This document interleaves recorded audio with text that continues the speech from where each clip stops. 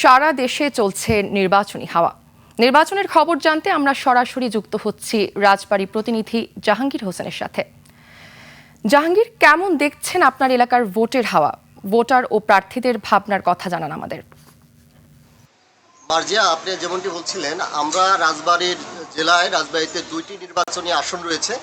এই দুটি আসনের মধ্যে রাজবাড়ী 1 আসন এবং রাজবাড়ী 2 আসন। এই রাজবাড়ী 1 আসনে 4 জন প্রার্থী এবং রাজবাড়ী 2 আসনে 12 জন প্রার্থী, মোট 16 জন প্রার্থী এই রাজবাড়ী 1 ও 2 আসন থেকে এবার এখন পর্যন্ত মনোনয়নপত্র তাদের বৈধ হয়েছে।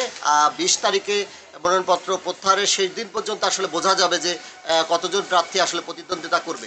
আমি কিছুক্ষণ আগে রাজবাড়ীর জেলা নির্বাচন কর্মকর্তার সঙ্গে কথা বলেছি।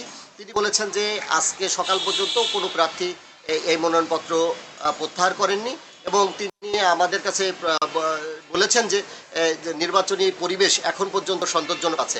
আমি এখন বর্তমানে দাঁড়িয়ে আছি রাজবাড়ী সদর উপজেলা পরিষদের সহকারী নির্বাচনী রিটার্নিং অফিসারের কার্যালয়ের সামনে। সহকারী রিটার্নিং অফিসার সদর উপজেলা ইউএনও সতেরোপাড়ায়ের সঙ্গে আমি কথা বলেছি। তিনি বলেছেন যে এই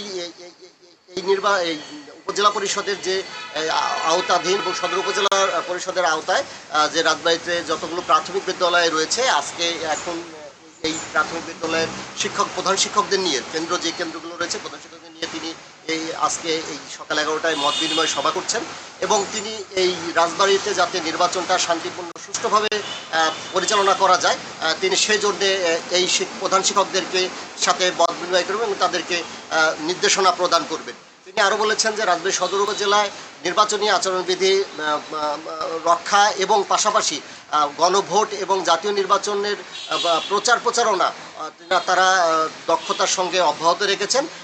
তারা মনে করছেন যে এই পরিস্থিতি বিদ্যমান থাকলে তারা সুন্দর একটা নির্বাচন উপহার দিতে পারবেন। মার্জিয়া। জাহাঙ্গীর, আপনাকে ধন্যবাদ।